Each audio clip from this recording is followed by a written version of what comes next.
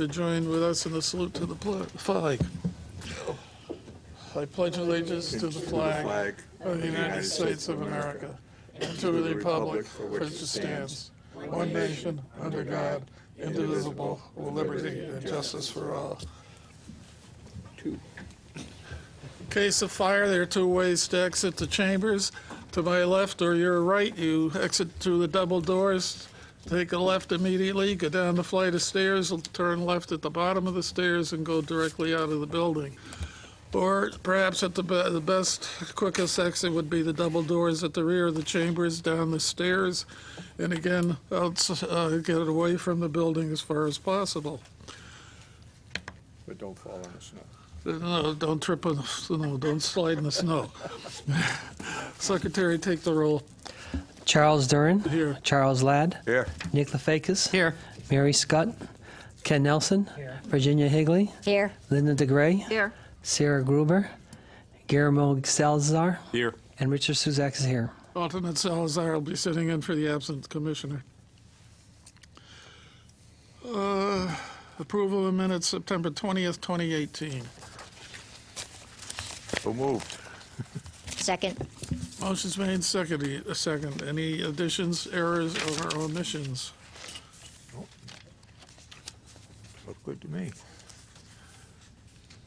Okay, all in favor? It's unanimous, one abstention. That's alternate Salazar. At this point in the meeting, is there anyone would like to address the Aquifer Protection Agency without the comments concerning anything else on the agenda, or any matter that's part of an open public hearing, or any matter where a decision of the commission may be pending? Anyone wish to address the Aquifer Protection Agency? Anyone want to address the Aquifer Protection Agency? Here for 80 Shaker Road. Sir, this is public participation. If you wish to address us under that, you may. Last call to address the Aquifer Protection Agency. Hearing none. New business ARA number 00380 Shaker Road. Aquifer protection registration to allow repair and maintenance of vehicles or internal combustion engines or of vehicles, and regulated activity over the aquifer. Frank Camerata, owner applicant, map 76, lot 18, 185, I'm sorry, II zone. This is, this is a registration, okay. 80 Shaker Road, Phase 2. The existing building is being added on to. Name and address, Sorry, please. name and address, My right. name is Kiran Majmudar, Engineers LP Consultants, Hummingbird Lane, Enfield, Connecticut, with me is Frank Camerata, the owner of the property and the facility, Enfield, Connecticut. Shaker Road, Enfield, Connecticut. And home address, Yes, please. 238 Georgia Road, Thank you. Summers.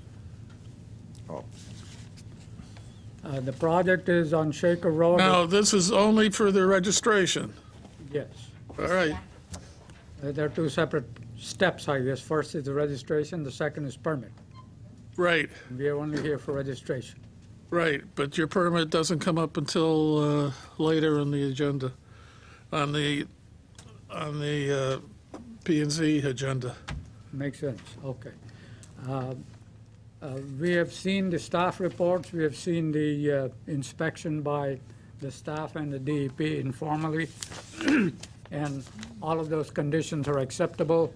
If you want me to, I can describe the project. It's an existing facility. It's an industrial facility. Mr. Camerata's business is renovating truck parts. And there won't be any motor vehicles on the property. We don't repair things on the property. It's not registered or anything for that. All we do, we take transmissions and differentials and just parts. Speaking to the mic, of course. Yeah. Your TV star now. I'm sorry. But anyway, there won't be any, we don't repair any vehicles. There's no license to repair vehicles there. We take components, transmissions, differentials, and we rebuild them. We tear them down, we replace all the parts, the bearings, and so on and so forth. We dyno the transmissions, and then and that's it. That's what we do. But no vehicles. Questions from the commission?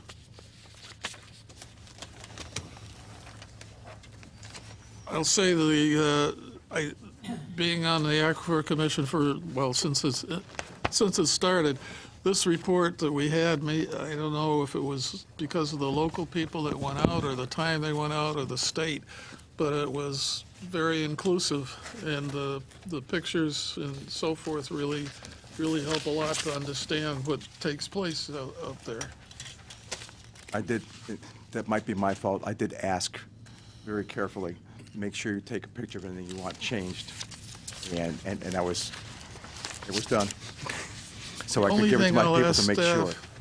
Is in the report, they were unsure where the drains went. Is anybody checking those, or are they tied into the sanitary sewers? That will be a condition of approval, that in order for them to get the registration, that they're going to have to make sure where that goes. And if it goes to the sewers, then that will be an issue. So, but Mr. Camerata is fully aware of this. Okay. And Mike, what you didn't, and I was surprised you didn't ask for, okay, is we're very big on waste stream management, okay? So anything that's petroleum products and so on and so forth, we have I've got the bills here, we have a licensed hauler to haul it away. and we have cabinet washers and so on and so forth. And it's done every 5 weeks or 6 weeks, something like that.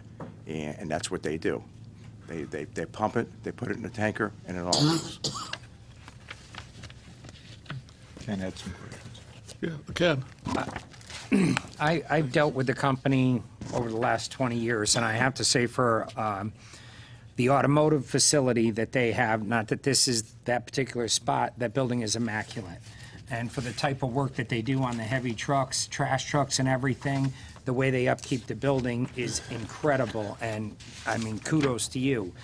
The report, I did review the report too also, Charlie, and, you know, everything there is, it could, it might, it should. Nothing was happening at this point. So even when they did the inspection, there were no faults. They're just being cautious, you know, add signage, do things like that, put a cover on a barrel. But, I mean, the facility, they couldn't come up with any violation that he was currently running at this particular time. And, you know. No, they were all things to watch for. Right, and it's like, you know, a picture of a baby falling in a 5-gallon bucket. I mean, it just gets so carried away, it's difficult to stay on top of these regulations. But all in all, the way I read that report, I think the facility is doing a top-notch job considering what they're doing there with the, you know, heavy transmissions, rear ends and stuff like that. And they're a reputable company, and I would support this. Thank you. Well, then let's have a motion, if that's the case. No, did Ginny? No. Well, Did she raise her hand? Ginny? oh, Ginny, yeah.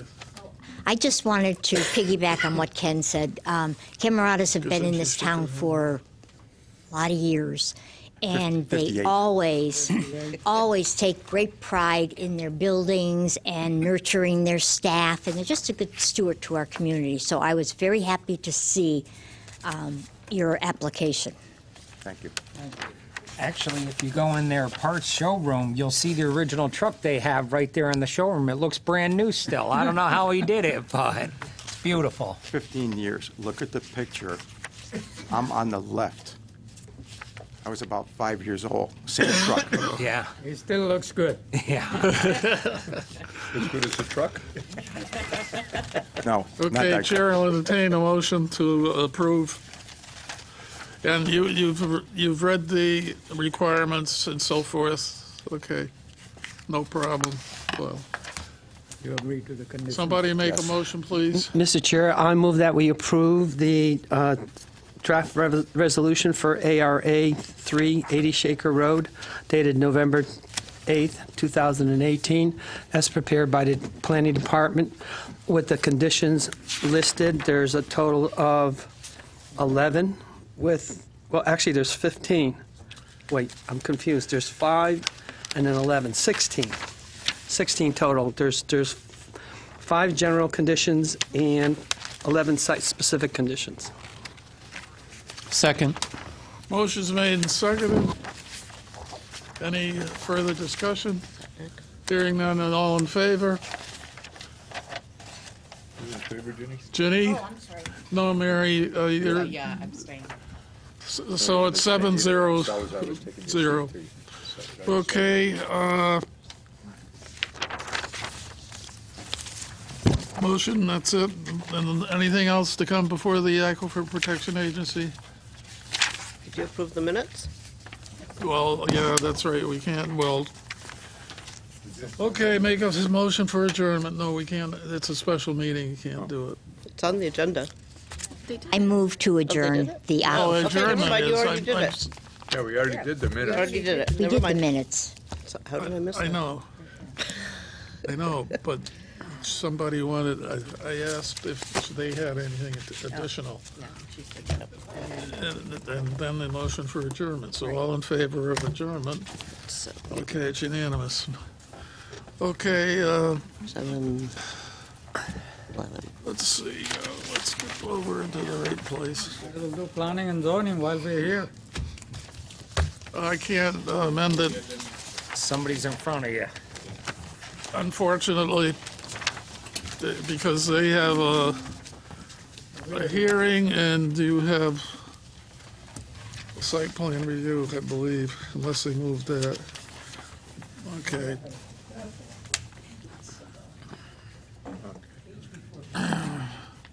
Call a meeting of the Enfield Planning and Zoning Commission to order for Thursday, November 15th. And ask the secretary to, well, I don't know if there's anybody new. There may be, though there is. In case of fire, the best exit is to the rear of the chambers, the double doors down the flight of stairs and outside of the building, or to my left, the double doors. Turn left down a flight of stairs, turn left at the bottom of the stairs and directly outside. In both cases, walk a safe distance away from the building. Roll call, please. Charles Duran, Here. Charles Ladd, Yeah. Nick Lefakis. Here. Mary Scott, Here. Virginia Higley, Here. Ken Nelson, Here. Linda DeGray, Here. Guillermo Salazar, Here. and Richard Suzak is here. We have a full complement of regular members.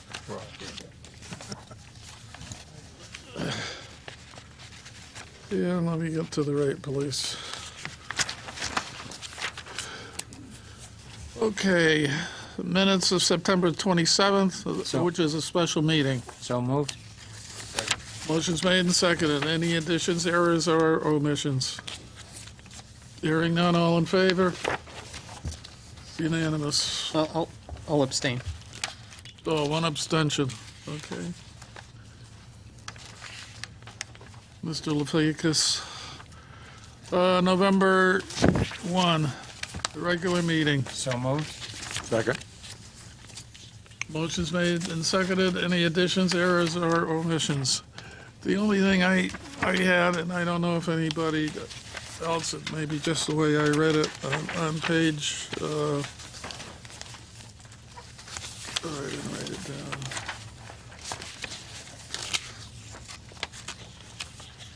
It's not clear on page 6, halfway down, it starts, the commission discussed regulations regarding group homes, and then it starts down, Ms. Whitten explained non-conforming uses can't have a timeline put on them, and gave us general statutes, and then Commissioner Cusack stated the owner should be allowed, and then a discussion took place regarding town regulation or conflict with state statutes, and I don't know where or what happened, because we had Commissioner Scott up above asking about child family care, and I don't know what went on in between. This is just a general discussion, or bits and pieces of things that were going on. We can revise those to be more specific if you'd like. I don't know if there should be a break or something in there. It just seems to run a bunch of ideas together. With no conclusion. So why don't we just hold off on approving them and let her Right, straighten them out? so, Make a motion to table? Second. motion to table, all in favor? It's unanimous. Okay, this is a solar walk on November 7th, which I did not attend. So moved. Second.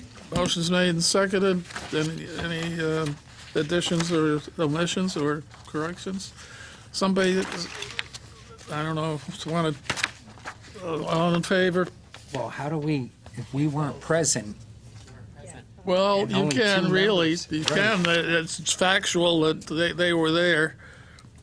There's nothing that took place. You don't really need to approve them. It's just kind of a notice of action type of a thing. All right, well, whatever you want, but, okay. Anybody sometime want to tell us about the walk? Not now, but, okay. Let me interrupt to see. Lori, as a sidebar, that notebook you found?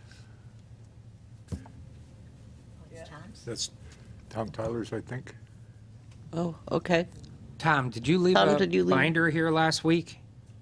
Or Yeah, a notebook? a leather type of a notebook.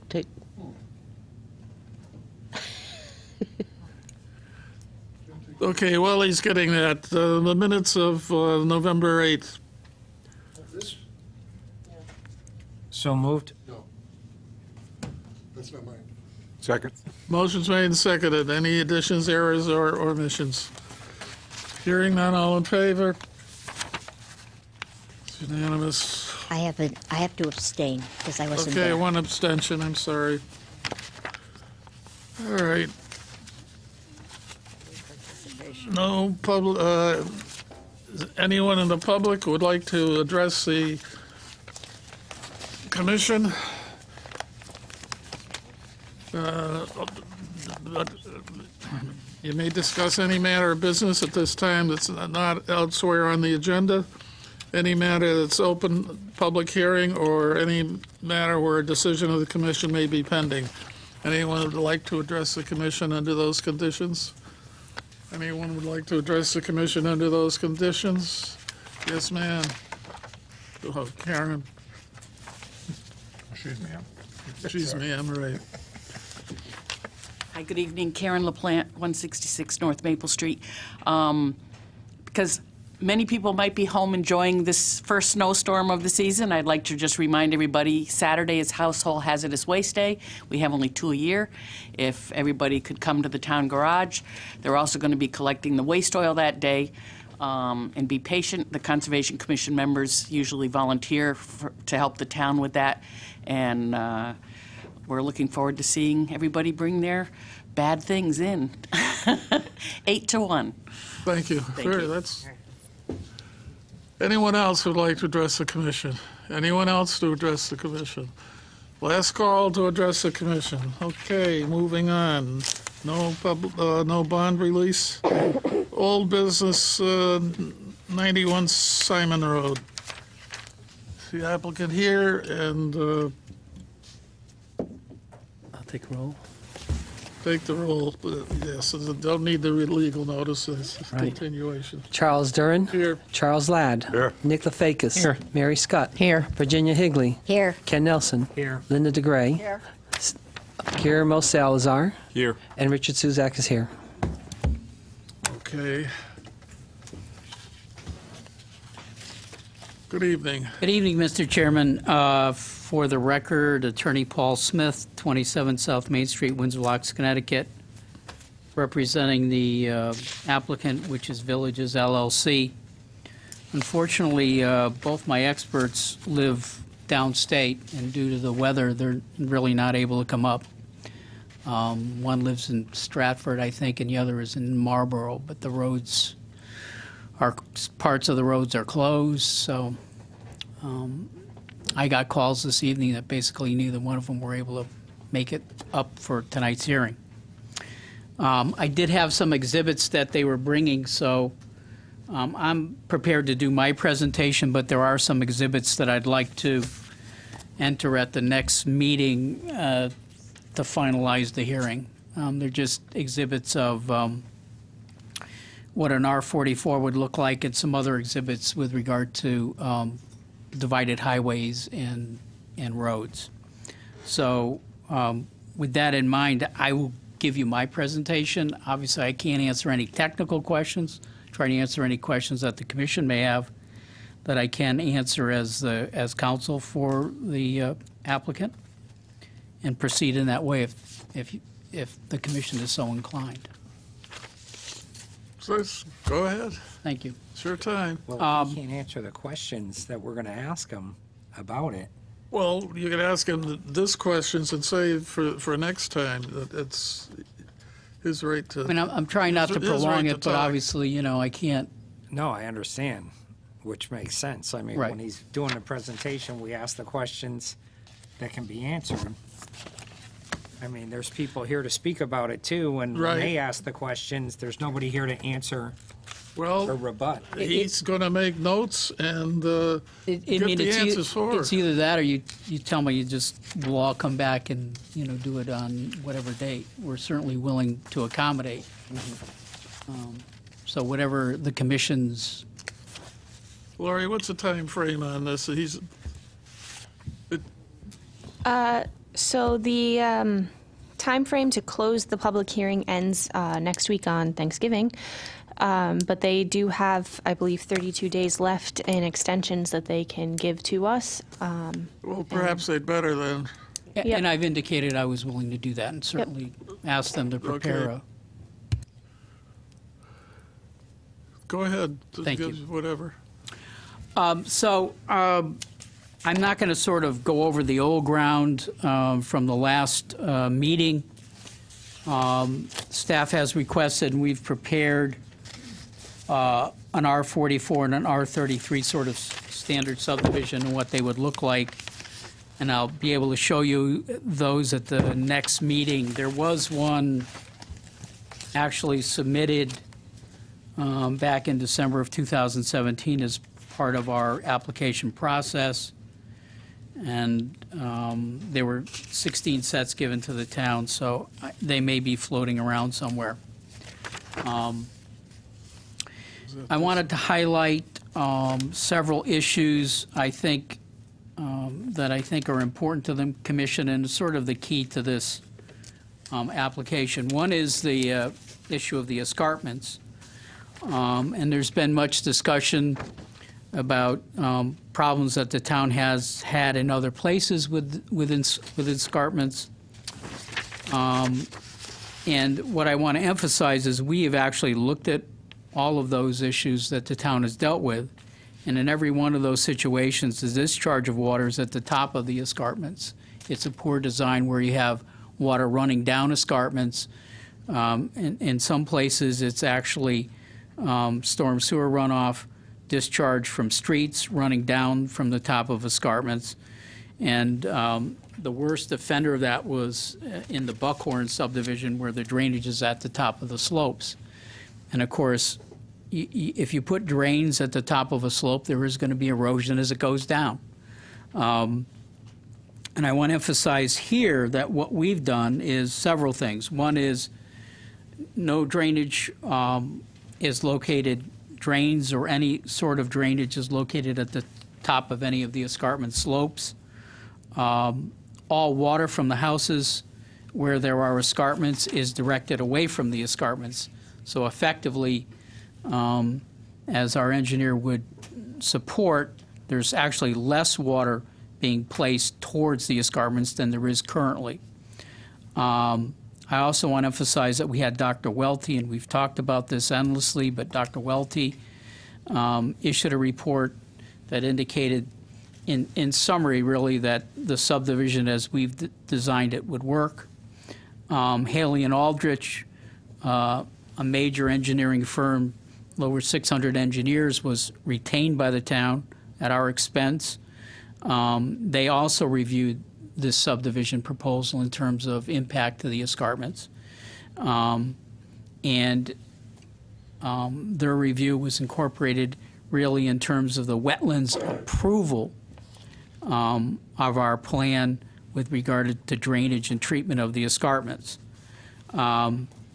So one can sort of parse words from reports or whatever, but the bottom line is all of the highly qualified experts that have looked at this, both from the town side and from our side, experts in these type of slopes and these type of soils, have come to the conclusion that our design basically works. Mr. Excuse me, because I'm looking at the report, and basically what they do say is that that the parameters for building placement would be outside of potentially long-term natural degradation of the slope in the proximity of the houses. So basically what they're saying is that the houses will not be affected by the erosion of the escarpments, but they're not saying that the site won't be eroded by won't be affected by the erosion of the escarpments. So I think that we have to clarify exactly what we're talking about. We're not talking about necessarily the stability of the houses, but we're talking about the stability of the entire site.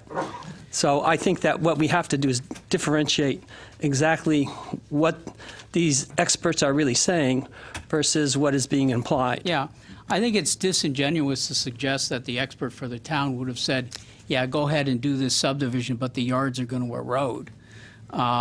There's no indication that anyone thought that would occur. And one of the things that the town requested that we do, and we did, and we've submitted the map. Again, I have a copy, and I know 16 copies were submitted to the town, is we took grades basically from 2009, and then we took grades currently from 2018 with regard to the slopes. There's virtually no difference in the slopes at this point, over 10 years. So to suggest that sort of over 30 or 40 or 50 years or 100 years, there's somehow going to be some significant erosion of these people's yards, there's really no evidence of that at all, and none of the reports by your expert or our expert suggest that. And to suggest that it is disingenuous. Now, the second issue that I wanted to emphasize was the open space issue, because again, we've had a lot of back and forth on that, and it seems to me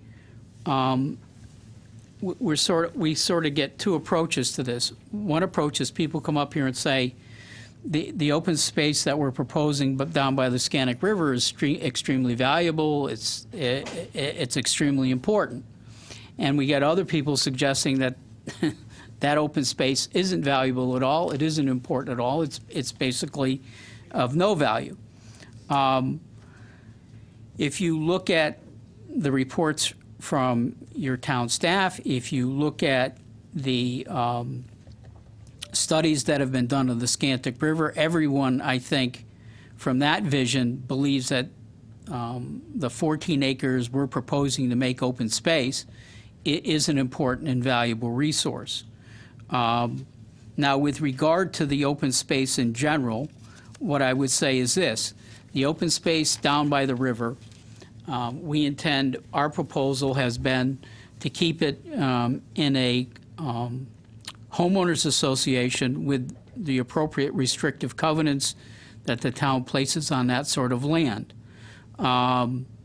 We have also suggested that if either the town or the state at any point in the future would like to take possession of that property in order to expand or keep their, or to do something with what they call the greenway, we certainly would put that covenant in any declaration or easement that we have with the town.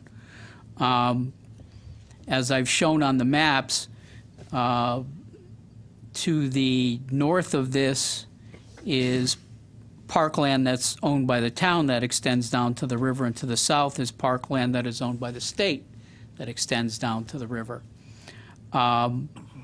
With regard to the other open space, staff has suggested in their report a fee in lieu of open space, and we're certainly agreeable to that, even though we will maintain the open space as we show it on the plan as open space.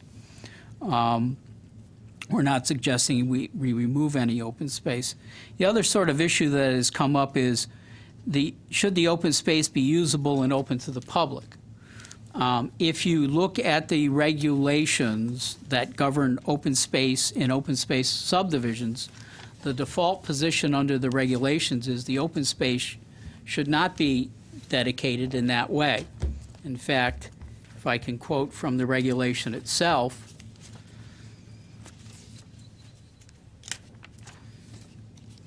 if I can find it, 4.7.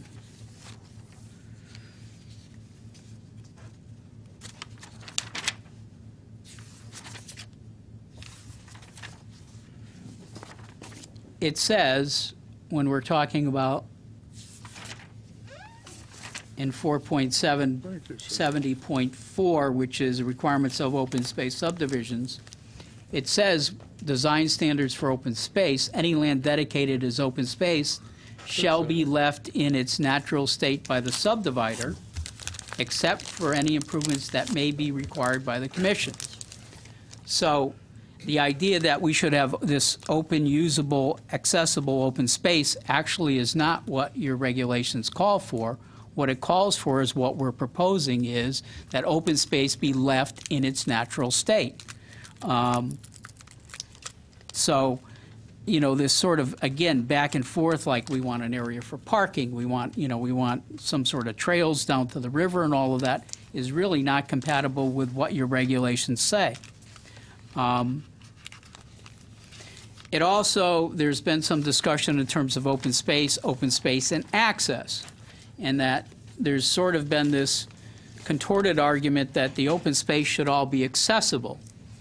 What your regulation says with regard to accessibility is, it says all open space dedicated that is open for use and enjoyment of all the residents shall have open space requiring a maximum right of access.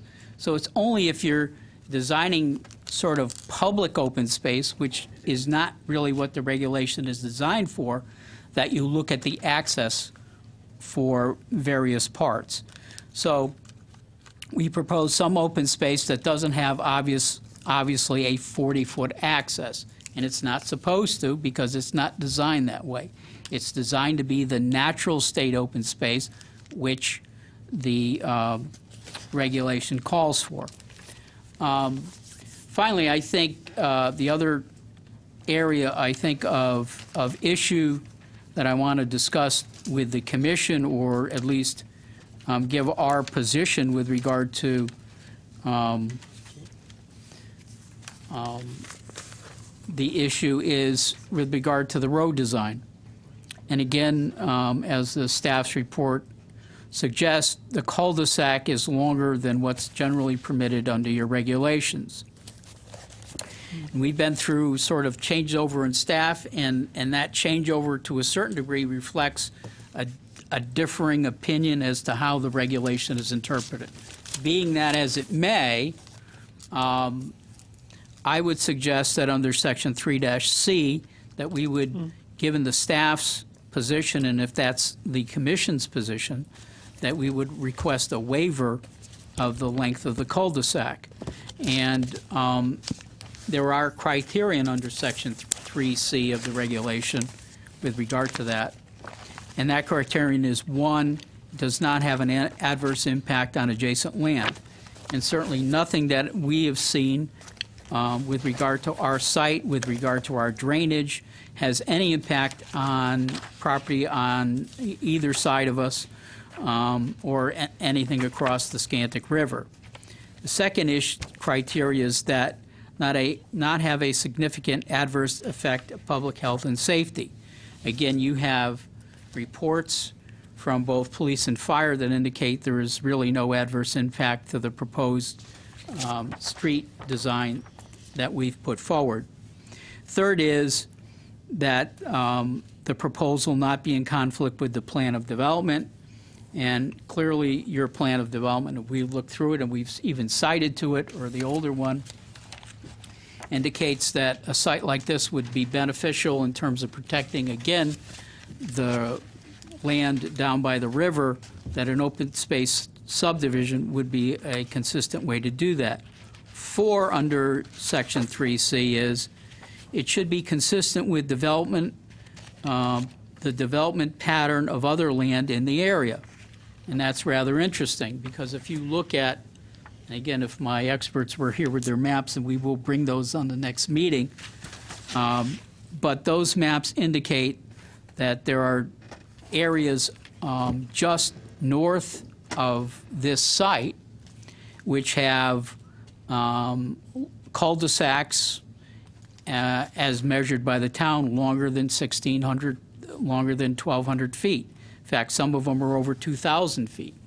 And they are accessed not by a split road like we're suggesting, but accessed by a single road. So there is in the area a pattern of development that is very consistent with what we're proposing. And again, when I have the maps, you will see that that's Shannon and Celtic and Patricia Lane, I think.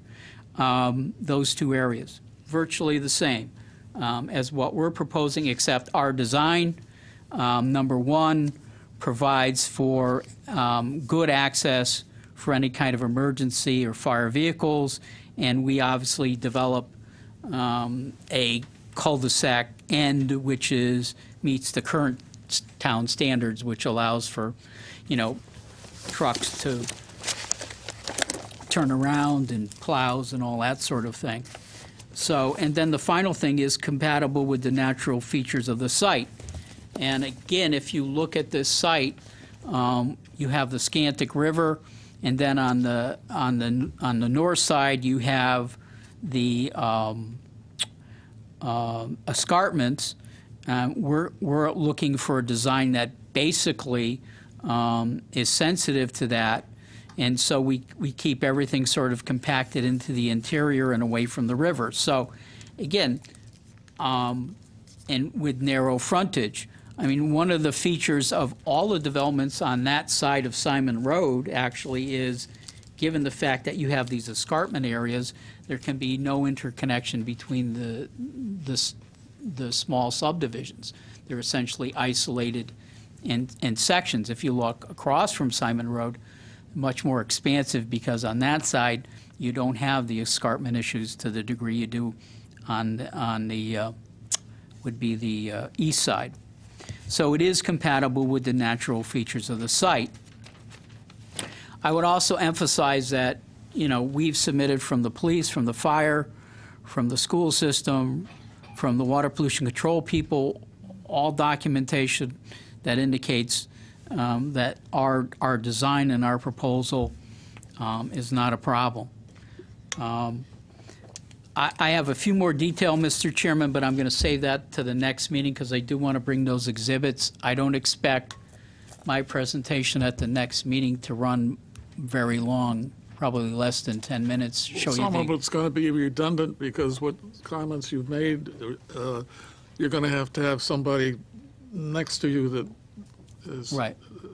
Well, I'll show you the maps that show the, but it's not going to be a long sort of drawn out affair. I'm certainly happy to try to answer any questions I can. Obviously, if you have some technical questions, that's I can take a stab at it, but I have no expertise other than I have no engineering or drafting or drainage expertise. Yes, Ken. First thing, doesn't state or federal law forbid creating landlocked parcels?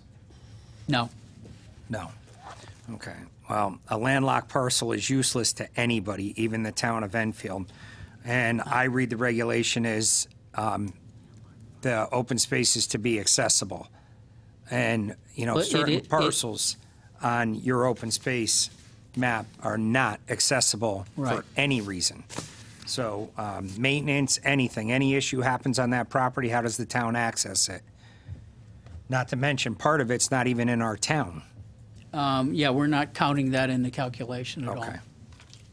And then the cul-de-sac waiver you're asking for, is that with the current from the intersection back, or is that the whole length? Because on the plans last meeting, it showed the cul-de-sac was within the 1,200-foot range, and then somebody brought it up that it is a lot farther than 1,200 feet, and is that why now you're asking for a waiver?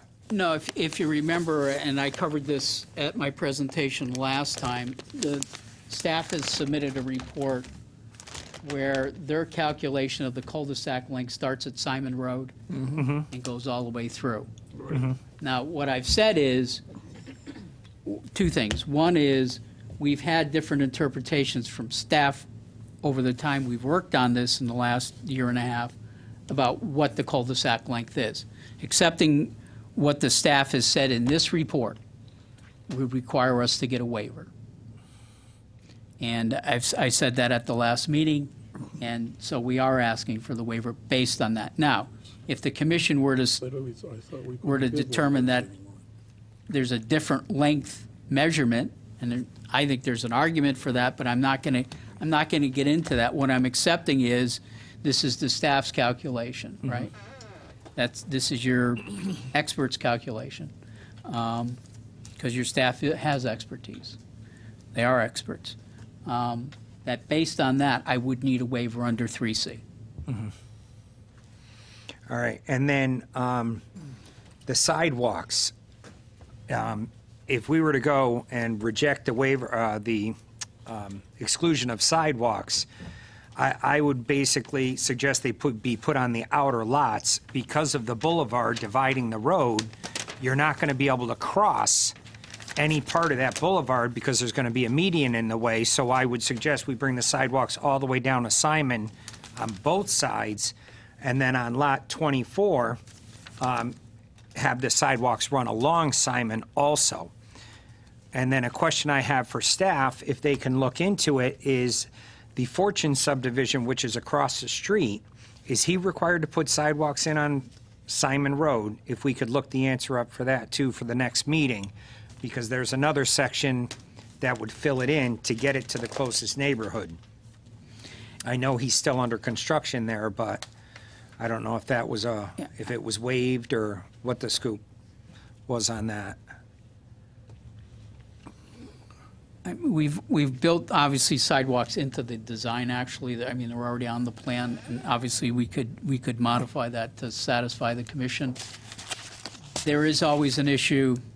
I mean, I'll give you more detail on it. I can give you sort of what I know as when you start saying you must do sidewalks off-site, then the commission is exceeding its authority. Well, no, this is all on-site. No, I understand. Yeah. I mean, when you said running them up Simon Road, we can do our... Oh, absolutely. Yeah. We can do ours. Right.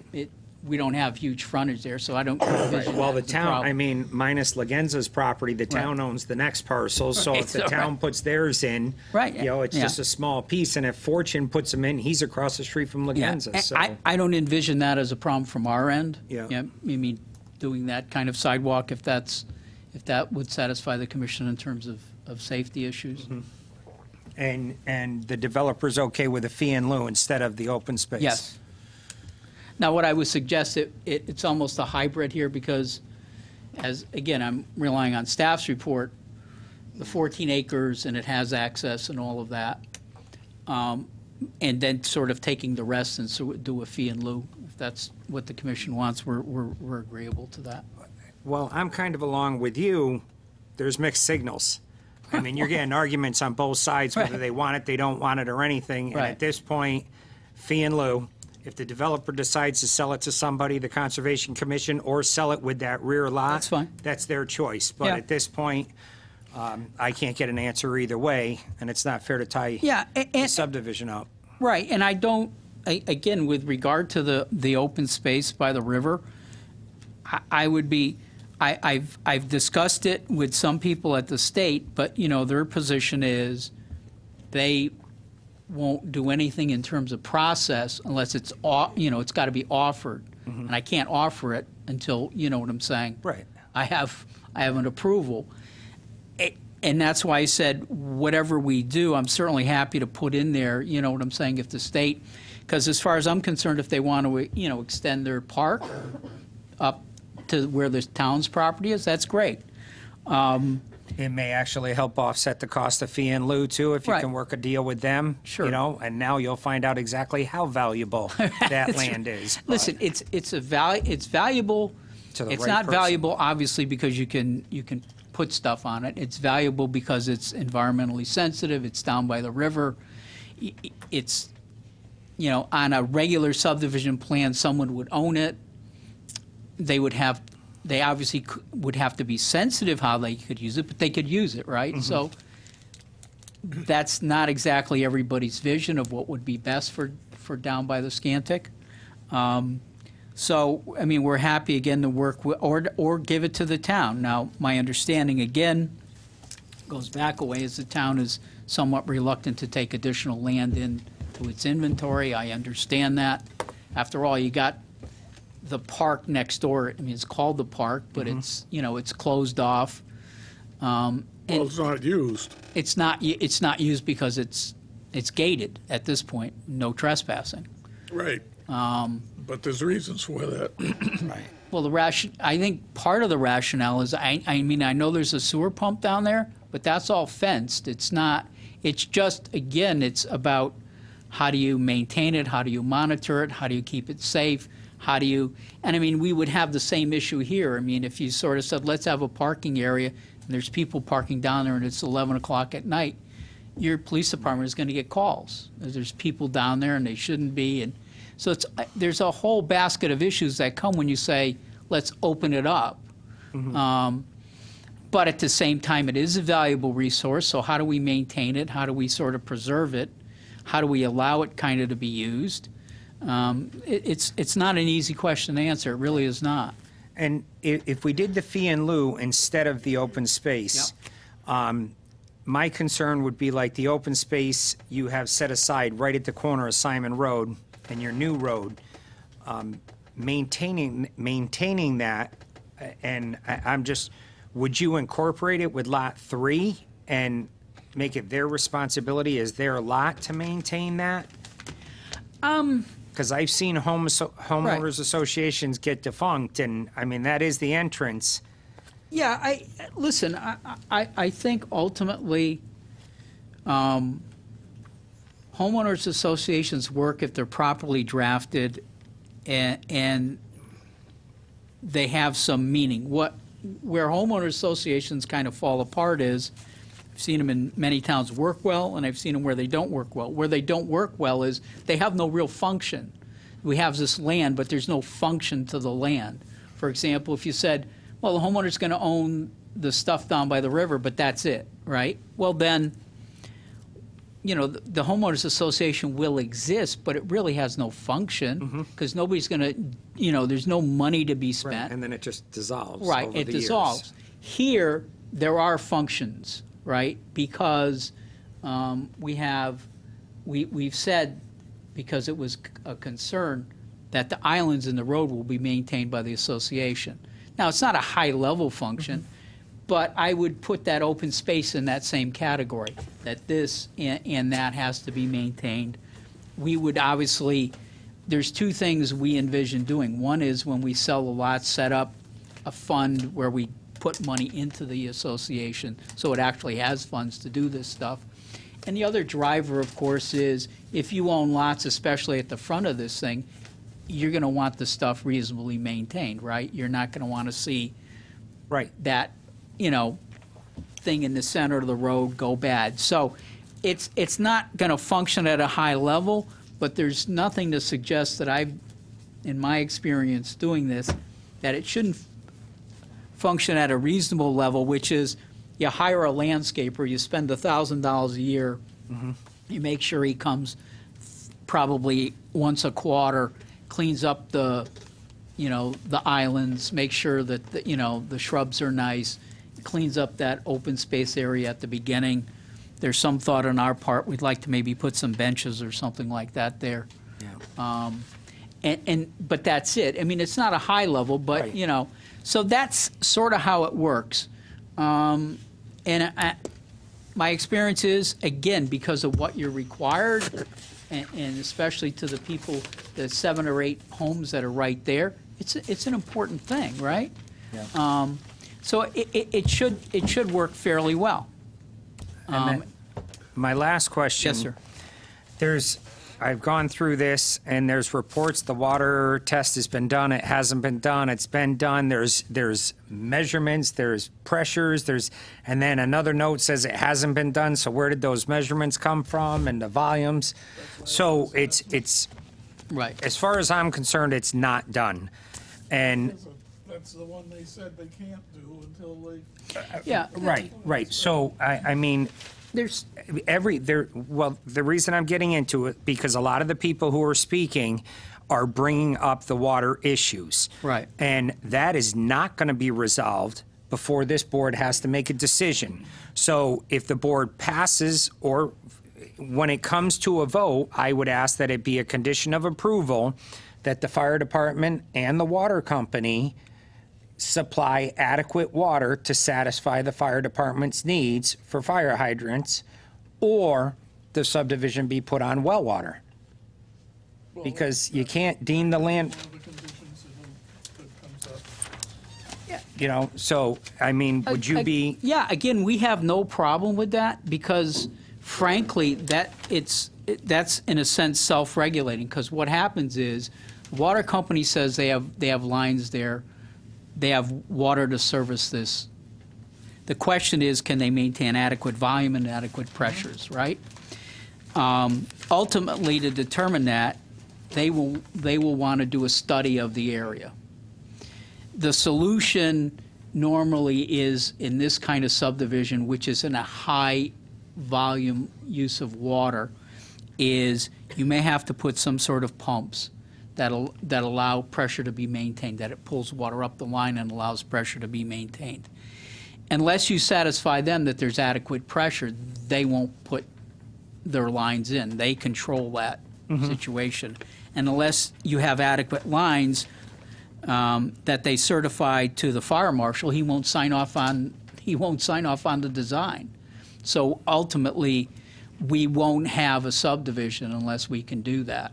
You want to put it on as a condition, I have no problem. and I understand that, but I also have a problem with that, because we have subdivisions that have zero water to them.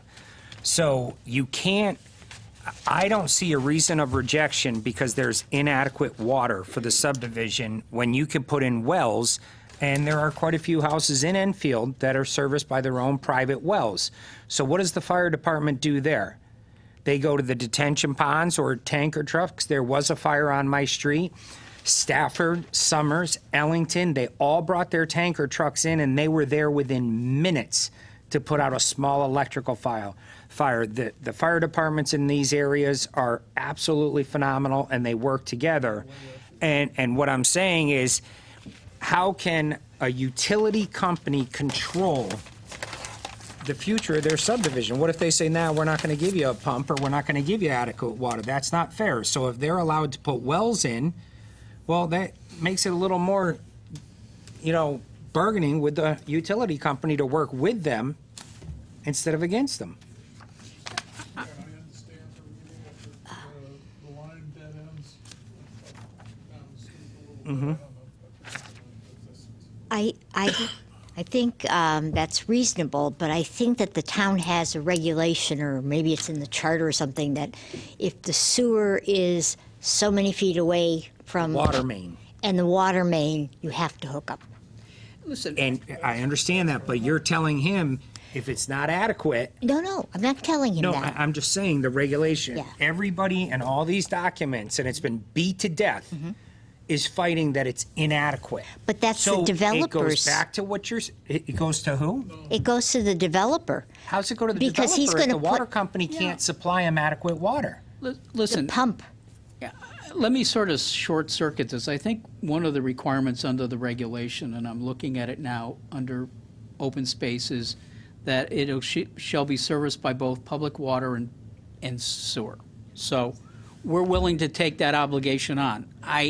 I've talked extensively to the water company about this, and at the end of the day, I don't know, no one knows for sure what happens. But having done this before, there's a sufficient main there. What they are concerned about is pressures. And so there are reasonable ways to solve it. One of the problems may be that some of these lines in that area are older and they're not what they call looped lines.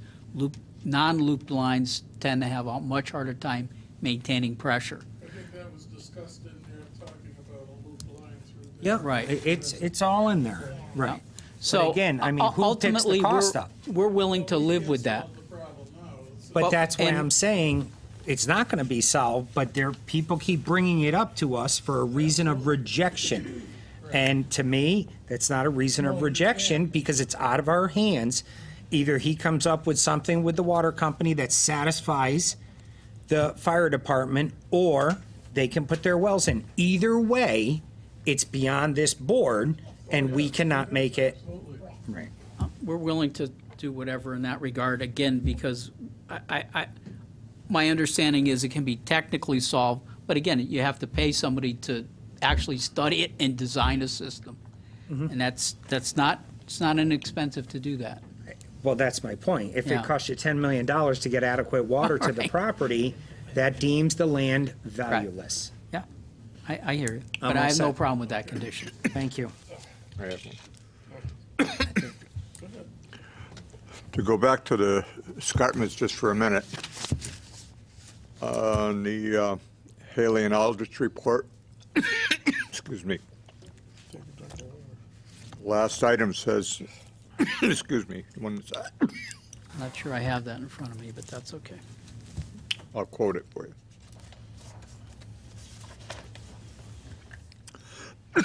Excuse me. It's okay. On item 7 in their report, it says, "The gullies will degrade more rapidly than other slopes. The rate of degradation is not estimated in the report, but section 1.2 does mention that these areas can be locally mitigated with riprap and other erosion controls. If these controls are being considered, it would make sense to construct them now instead of in the future." And I was wondering what your stand was on that. There is no design to sort of riprap any areas of the gullies. There was initially, I believe, Excuse me. a thought that we were going to put a sewer line through the escarpment and then run it, I think, somewhere to connect maybe to the pump station where the town is, to the north. But ultimately, the decision was made was to put a pump station on our property and pump up to Simon Road. So there was, some thinking at some point that we were going to have to do some work on the gully, and there was going to have to be,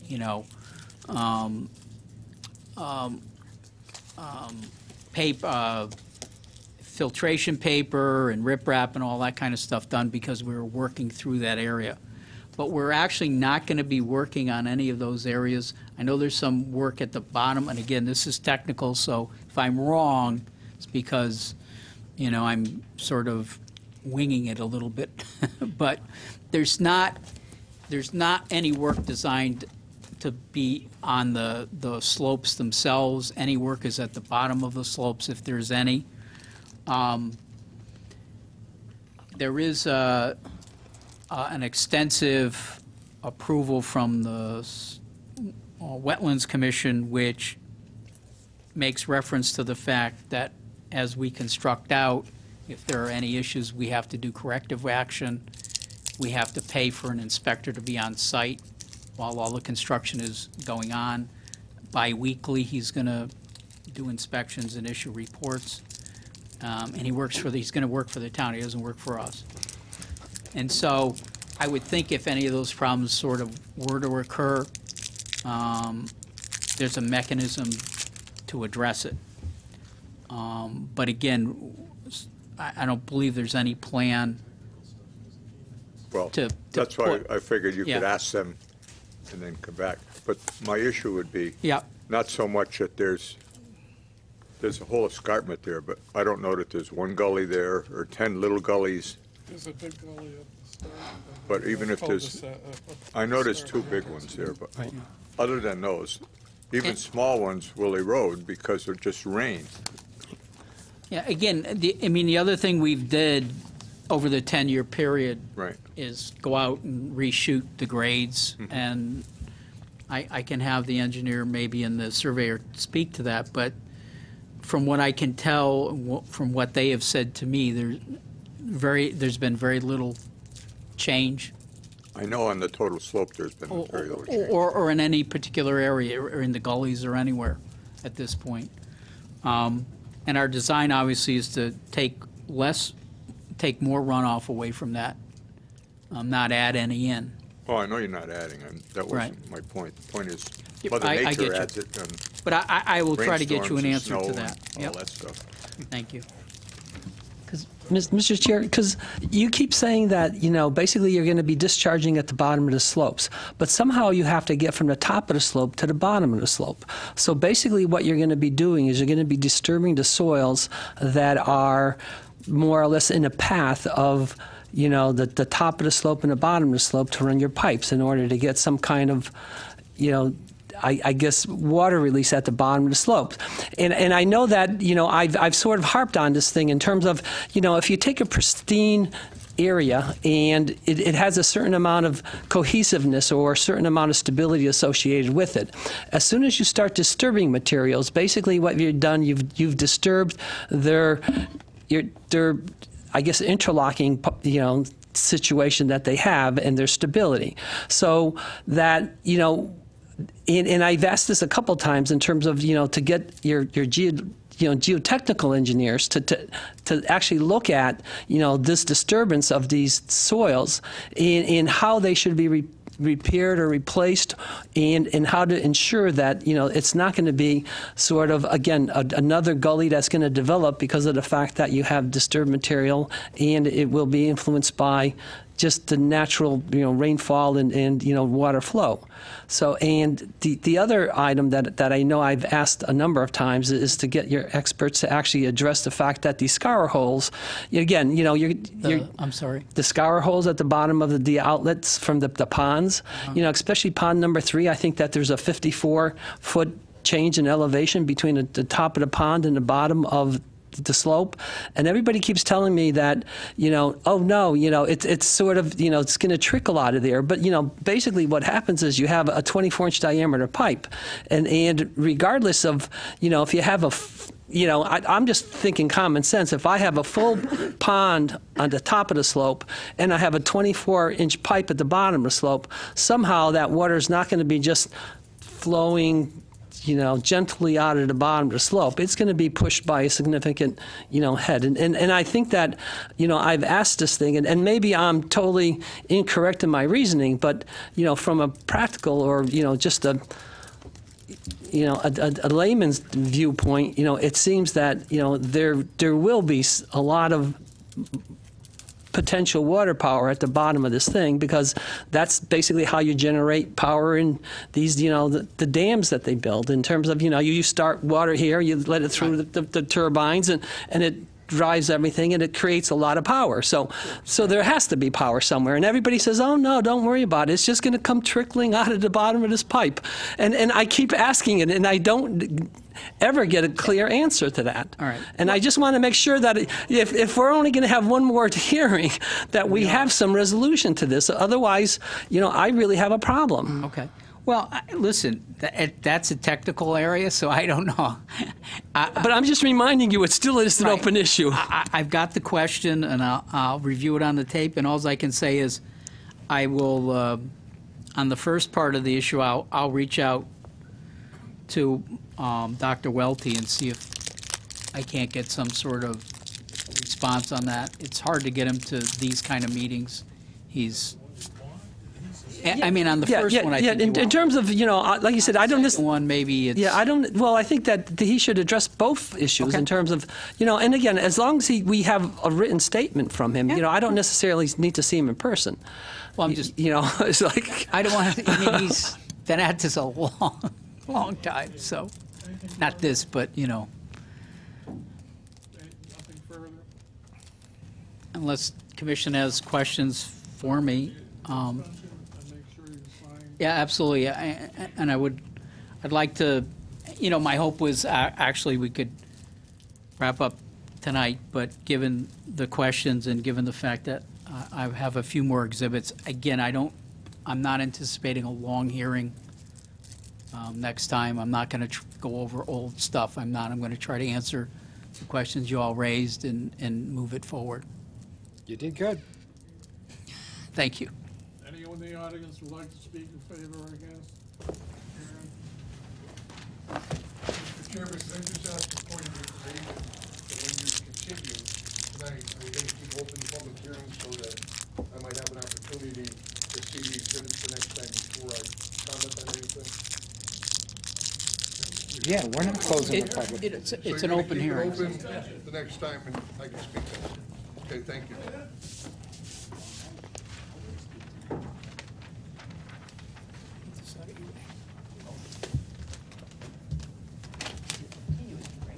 We should have told him no, so he's got to stay with us tonight.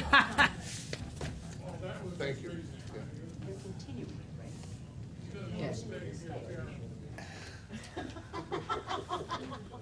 That's cool.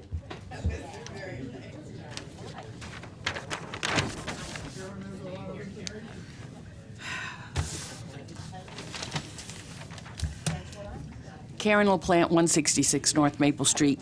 I want to make it clear, these are not comments from the Conservation Commission, they're from me. Totally frustrated with this situation. He's had, how long has it been since the last hearing to get this information? And all of a sudden, the last day of the hearing, he doesn't have it?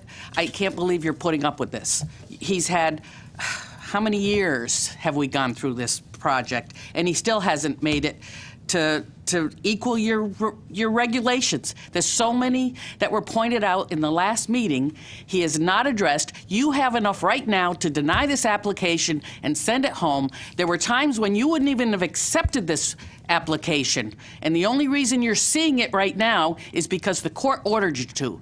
And if they didn't bring it up to the regulations, and now he wants waivers for this, and, well, I'm willing to change it for that. It's not up for you to determine how he should build his thing. If he can't bring it in here to meet the regulations, you should not be approving it, and you should be tossing it out the door. You know, how many times have we been here? I've got a document here stamped in with the planning office from December 1st, 2017, okay?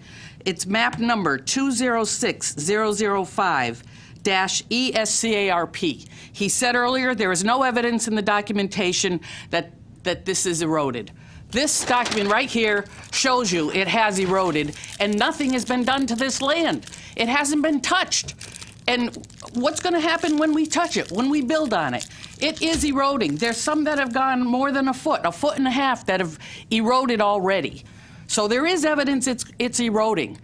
How do we know that when those other drainage systems that have failed throughout town, how do we know that those were not put at the bottom of the slope? She's right. I did see Do that. we know? He didn't resubmit it to us. We got it. Nobody knows. Maybe that's what's eroded, and now it's halfway up the slope because everything else around it is eroded. We don't know that isn't what's happened. That's what the soil is there. That's what's going to happen. It's like the Grand Canyon. It's the same thing. It's going to erode. The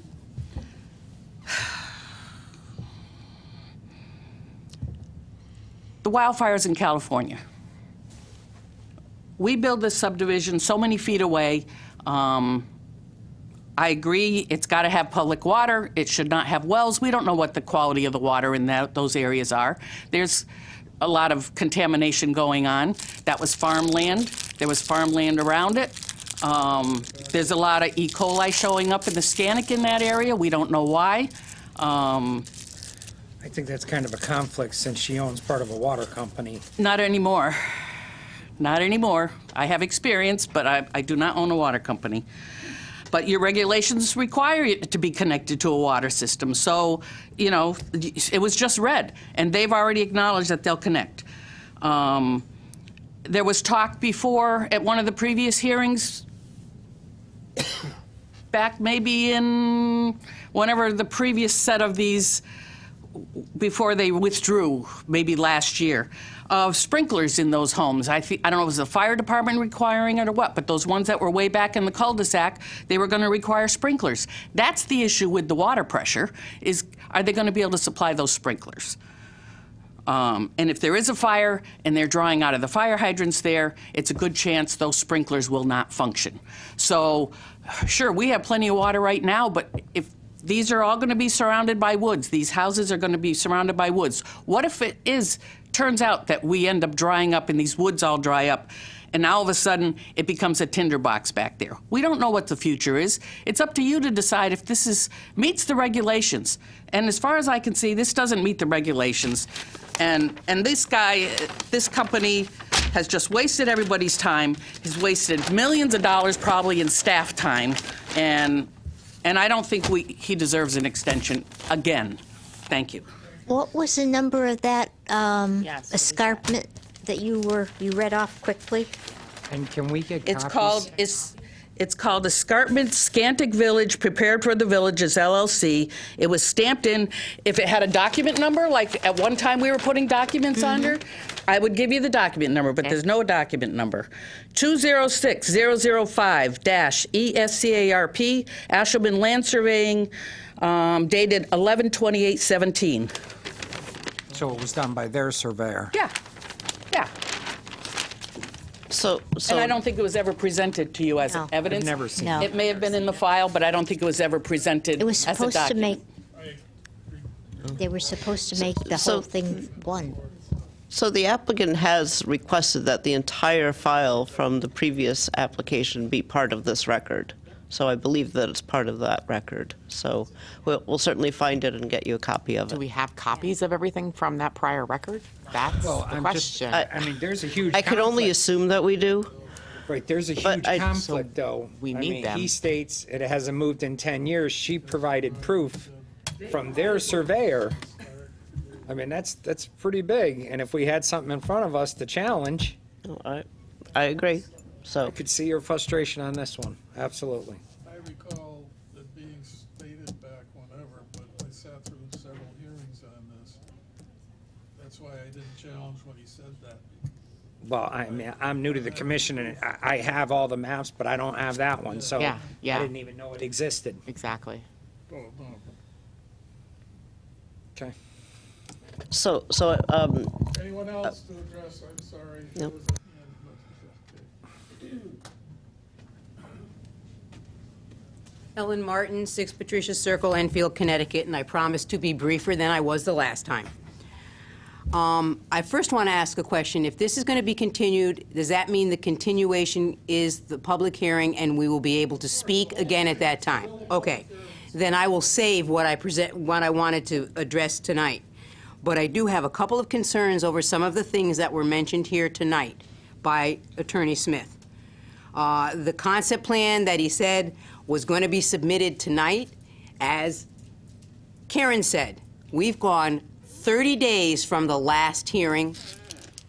30 days is a long period of time that concept plan could have been submitted in enough time so that the public could look at it before this meeting instead of it being presented in front of us at that time. You could have looked at it, and here it is not here. So that he had enough time to present that concept plan. It should have been presented by now.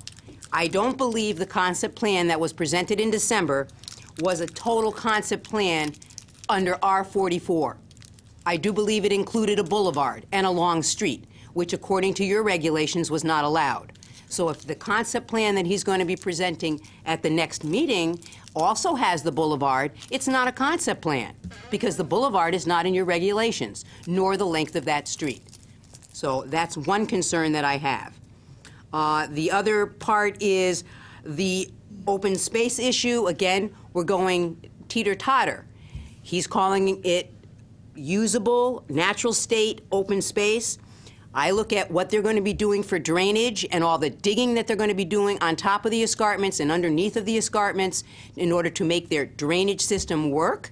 That's not leaving it in its natural state. You're not going to return it back to its natural state. So on one hand, he's asking for it to be natural state, and that's the regulations he's referring to, yet he's not leaving it in its natural state. So he's talking on both sides.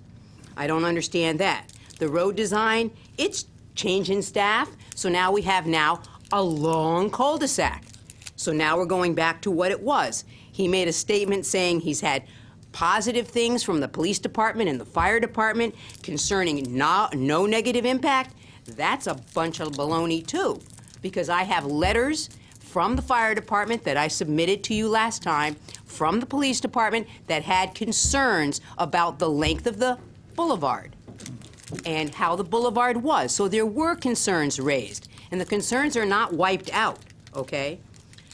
In the area of the problem of consistency, I don't believe that a long boulevard is part of natural state, leaving it the way it should be. All documentation indicates the design is compatible with the area around it. I don't believe it is, because I don't know where in the town of Enfield there's a street that's 2,000 feet long and ends in a cul-de-sac. I've searched, I've asked, because I wanted to do a drive of it. And the only place I found something of that length with a cul-de-sac was in the luxury apartments. And a half a mile long is long.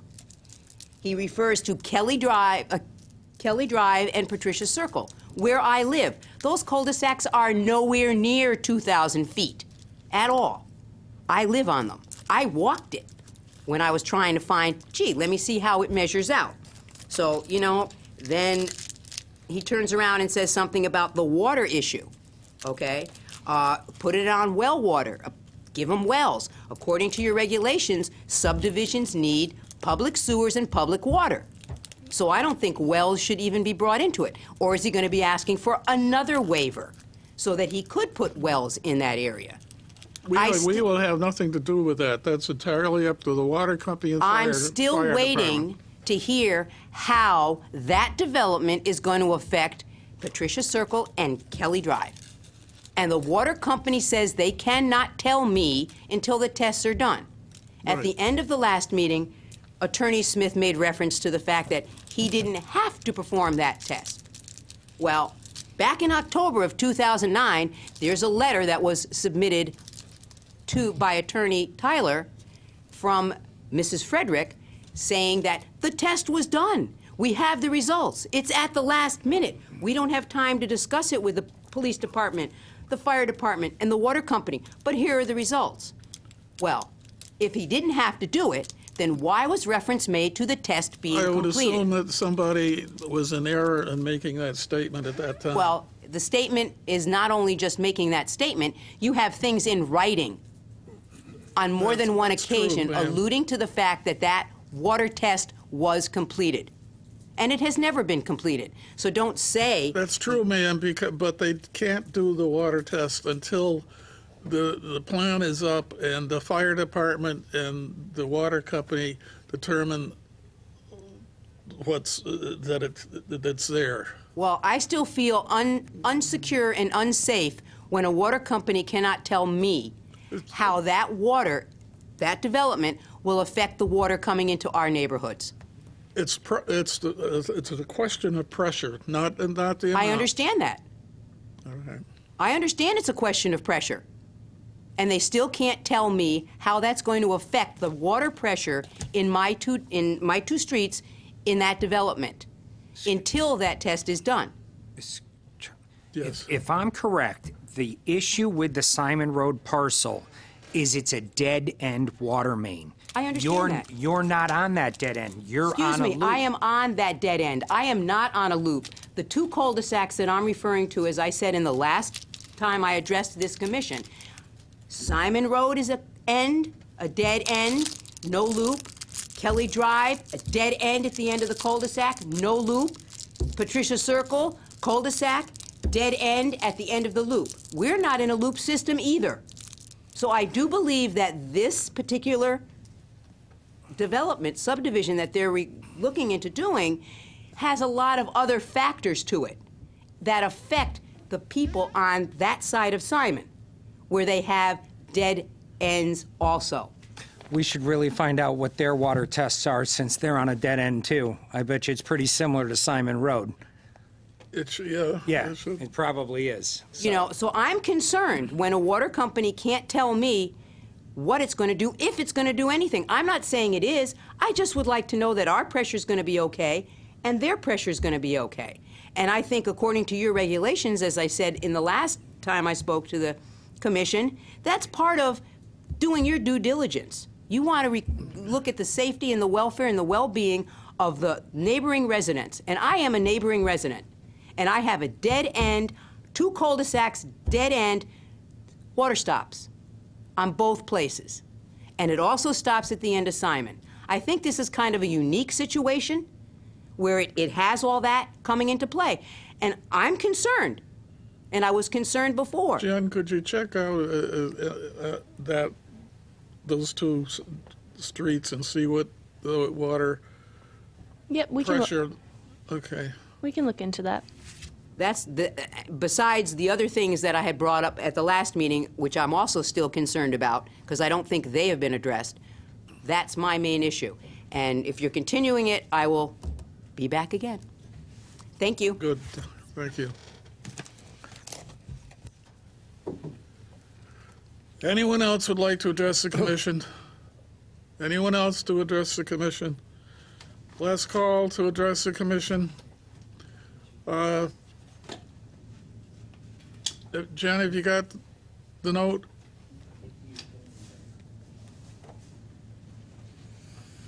Oh, I'm sorry. I didn't. You wish to make comments then? Not really.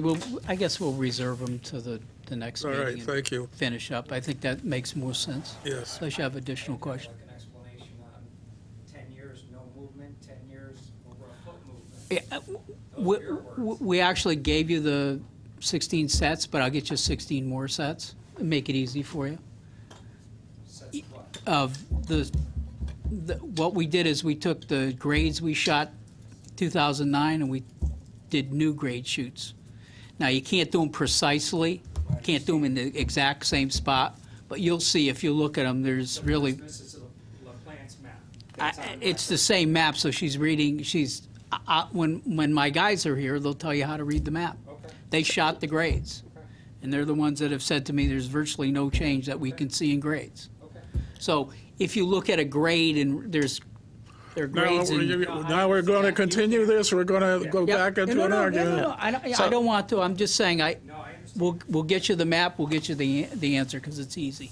So may I just Not ask a complicated. question just for clarification? So is the map that we're talking about from the last application that was withdrawn? Yes.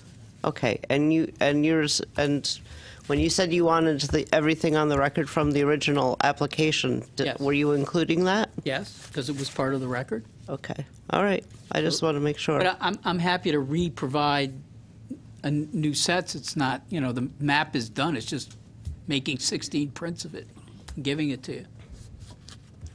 Kept the same public hearing number throughout the whole. Yeah. We have. Okay. No, I just have a question for our staff in terms of, I know that we asked for some clarification from the previous comments from the fire department and the police department because of the concerns that they had.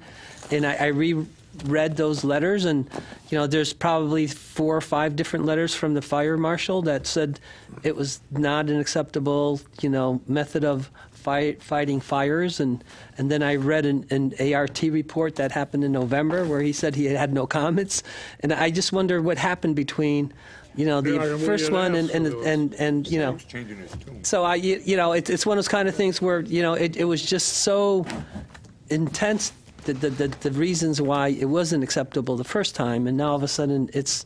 But did you read his notes his Yeah. current notes Yes, that yeah. are in here? Right, yeah. And so that's what I'm saying, is that if we go back to 2009, there's a series of discussions that took place, and there's a series of letters that took place, and he keeps reiterating why he didn't think it was acceptable, and then all of a sudden he says, well, this is fine now.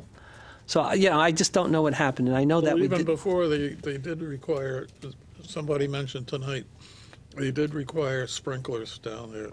They were going to have them. So what happened there, they aren't mentioning them this year now, so I don't know. We will continue to seek that clarification, including Public Works or engineering. Yeah, we have nothing from the engineer. Is there anything else that the commission wants to ask, even if it wasn't addressed tonight, but something that it's on your mind saying, when we meet next time, I really want to know about? Yeah. I have something. I always thought, and I don't have my regulations in front of me, so maybe it's changed or maybe I'm missing something. I thought you had to have 2 means of access for a subdivision and not one that kind of loops around. It's mentioned in one of the previous fire department or police department's memos And in I the packets. don't think it's changed. So why aren't we addressing it? Yeah. Right. So, but the cul-de-sac, No, right, no, but with no. the maximum A distance. cul-de-sac is allowed, but any subdivision, oh, I'm sorry, Lori. No. Okay. They had problems on Bridge Lane because that subdivision only had one road off of Bridge Lane, and they bought another house to make the second access. They couldn't build down there. They only built, I forget how many houses. You're right. Right. And they bought, A house, knocked it down and put the Yep. thing in there. But that's my point. I was gonna say I it don't was know house the that bought. regulations. I'll have to look. Because they couldn't get enough houses off the cul-de-sac. No, Right. no, it has nothing to do with the cul-de-sac. Yes, it did. It's for energy. Cul-de-sac is one road in and out, and if they can fit 50 homes in that 1,200 feet, it's a subdivision, and it's allowed to have one road. No. yes, that's why it was. Okay. Thank you. They couldn't go beyond, and they had all that empty wanted- land. They wanted to go farther down. You're right. the river. All right, but now, anything further? No, I have my marching orders, I guess. Okay, since he's been up here, I have to open it up again. Anyone in the audience would like to speak in favor or against? Anyone in the audience would like to speak in favor or against? Last call to speak in favor or against. Motions in order to continue to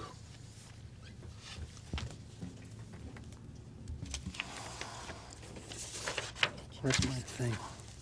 Mr. Chair, I'd like to make a motion that we continue Yes. 2879 to our next meeting in December. I think it's December 6th. Yes. Yes. when? Second. December 26th? December 6th. Oh, 6th. Yes. Yeah, I know. I have no second. I seconded it. Thank you. All in favor? Okay, we're continuing. See you on the 6th, thank you. Y'all have a Bring good holiday. everybody with you. That's what I was thinking of. That's what I thought you were doing. Yeah. I was gonna pull out my phone to check the calendar, but I don't want them to think I'm. Meanwhile, please, commissioners, if you have thoughts that come to you later on, after this meeting, that you called Jen or call the office with the questions so they can contact them, that you don't have them that night. Well, yeah, because, or if you don't have, or they haven't got them in, or you can call and find out from Jen if they've got them in. Because you should have them in your packet, and Jen gets them out. They should come in your packets.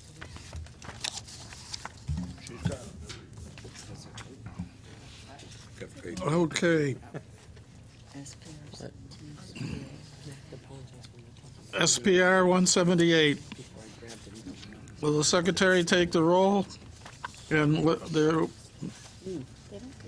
Charles Duran. Here. Charles Ladd. Here. Nick Lefakis. Here. Mary Scott. Here. Virginia Higley. Here. Ken Nelson. Linda DeGray. Guillermo Salazar. Here. And Richard Suzak is here. Applicant here, still?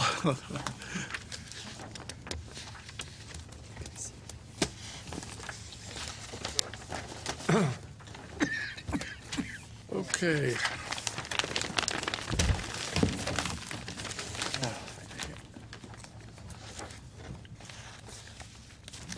My name is Kiran Majmudar, registered professional engineer, LP Consultants, Enfield, Connecticut. With me, Frank Camerata, owner of and applicant, 80 Shaker Road, Enfield. That's the project.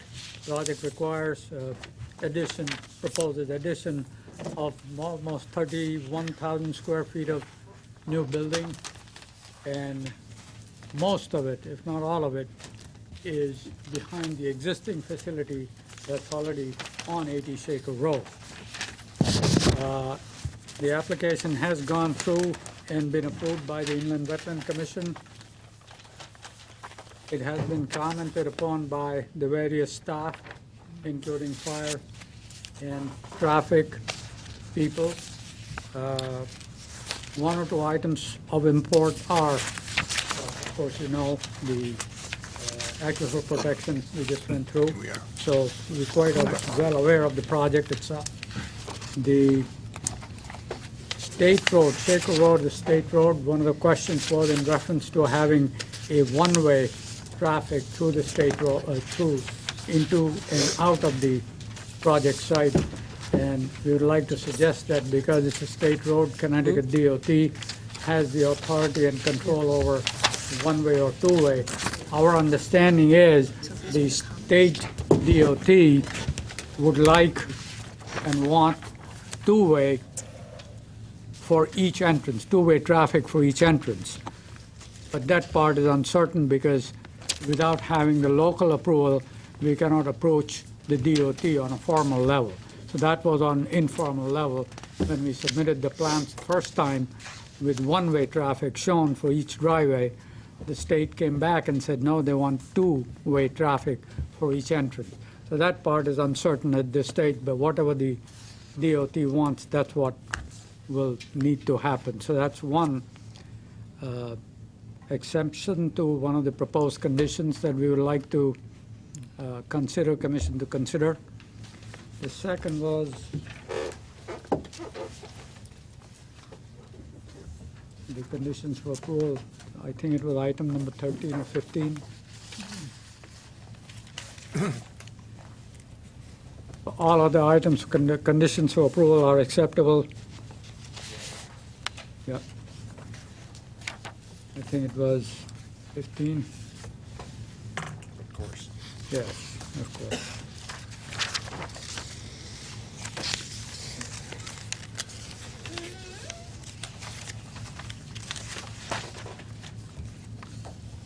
A 4-foot sidewalk. Mr. Camerata has agreed to install a 4-foot sidewalk. They need repair anyway.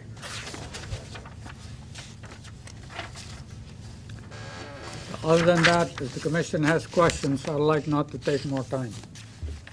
Any questions from the commission? Yes. I have one question. In terms of, I was looking at the buildings that you're putting up, and I'm wondering, do you have internal drainage for the roofs, or are there, gutters and scuppers on the outside? Because of the fact that, I guess I don't see any, direction where the water's running in terms of, from the building. What we do. Uh-oh. What we're very concerned about is the water running off, going to turn to ice. So we all the gutters and all the drains go underground, okay, to the final place of drainage, because we can't let water run on top of asphalt or any kind of paved surface. Okay. Well, again, normally I would see a little, a leader system that would go to some kind of a catch basin or something. All you see is about a 6-inch riser from the asphalt. That's it.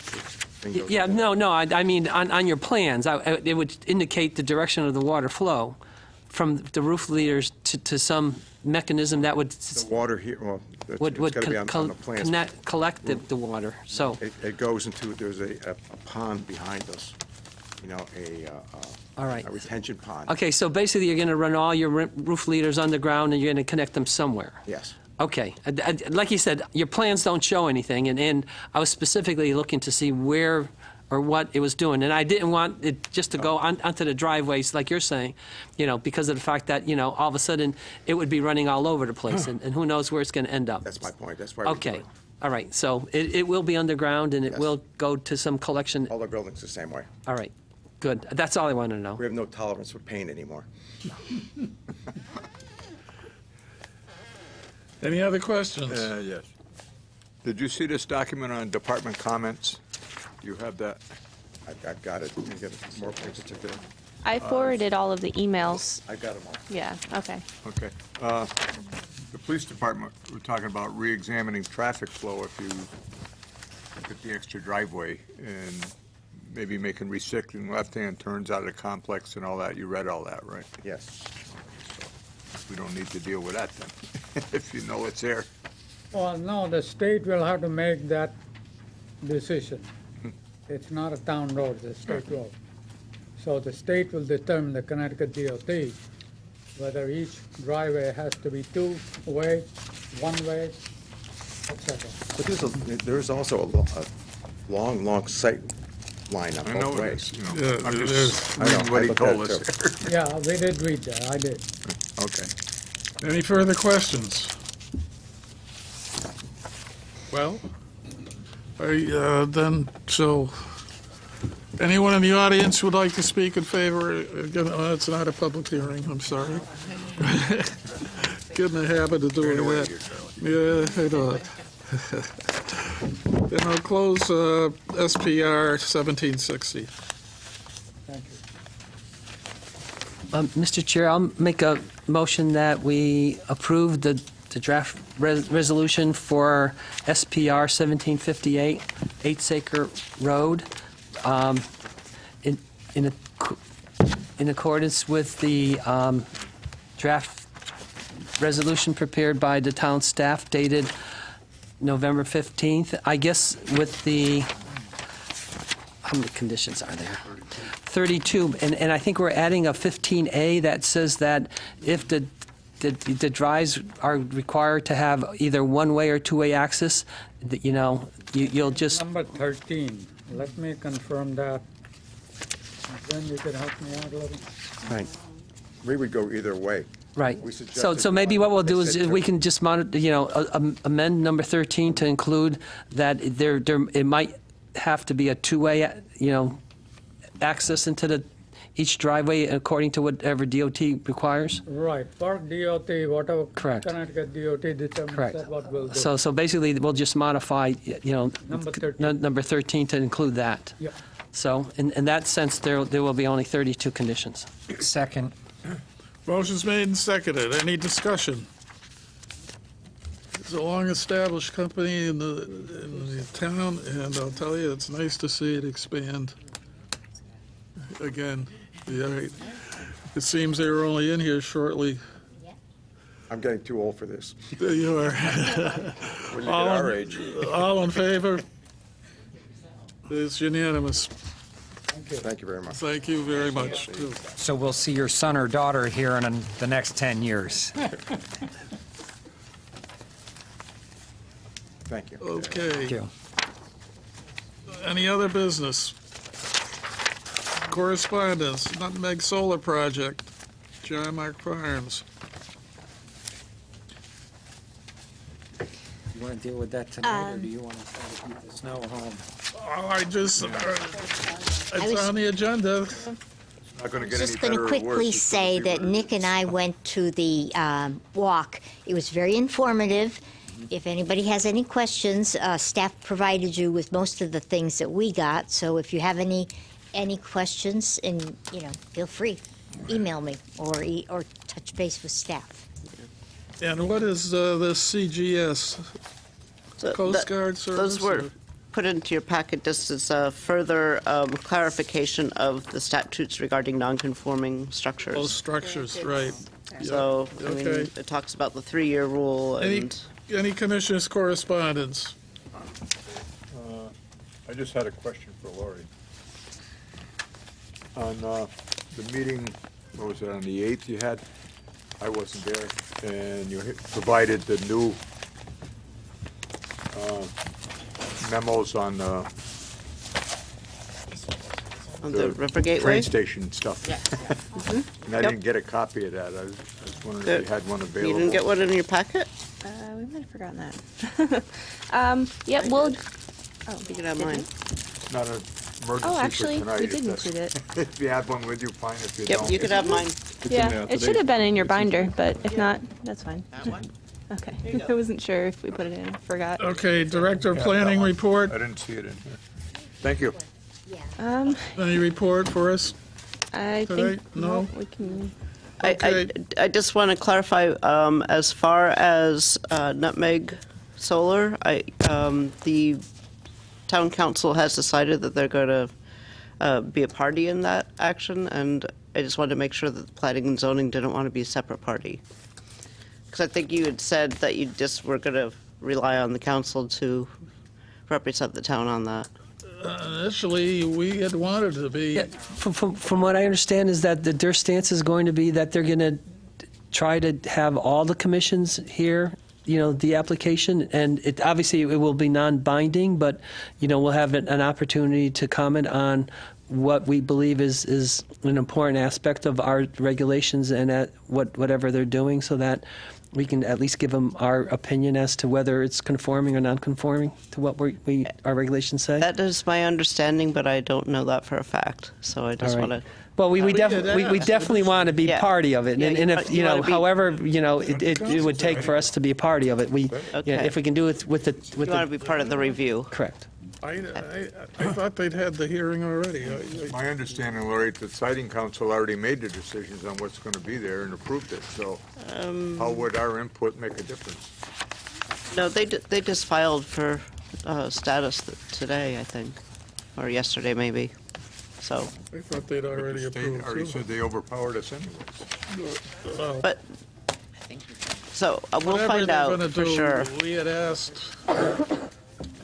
So, all right. State overpowered us? Oh, they do, yeah, citing. Council already They, said ha- they could they, put it there. they have jurisdiction. It's just like, The energy. just like the cell towers. Right. State or the town council? No, the state. State, The right. state. yeah. But we have a right to be, I forget the filing, it's like Give them an their 2 intervener cents, status, which they but not ignored. intervener. Yeah, they're pretty So- much just saying, oh, that's nice. Right. Yeah. Hit the bricks. Okay, administrative approval. Is Oh, it we good? have You a can come up. issue here. What is this? Gentleman would like to speak. Oh, all right, go ahead.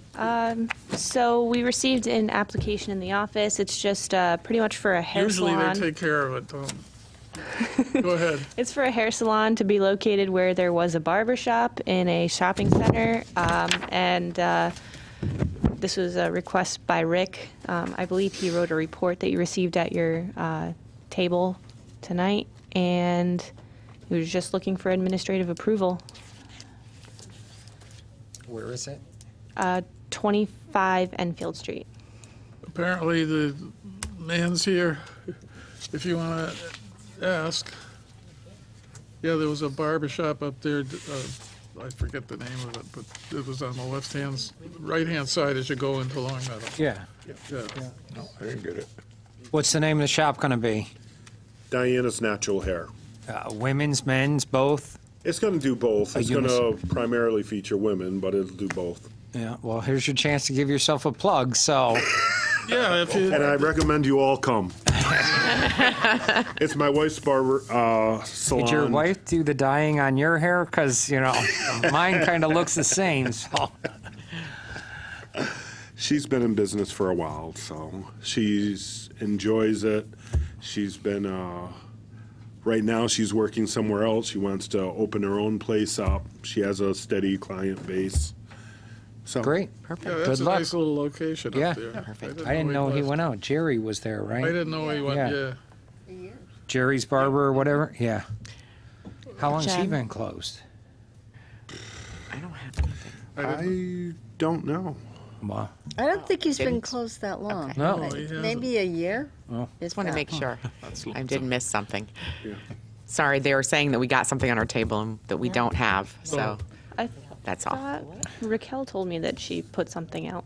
Okay, Pretty straightforward. All in favor? For the minutes? Mr. Chair, I'll make a motion that we authorize administrative approval of site plan review 1760.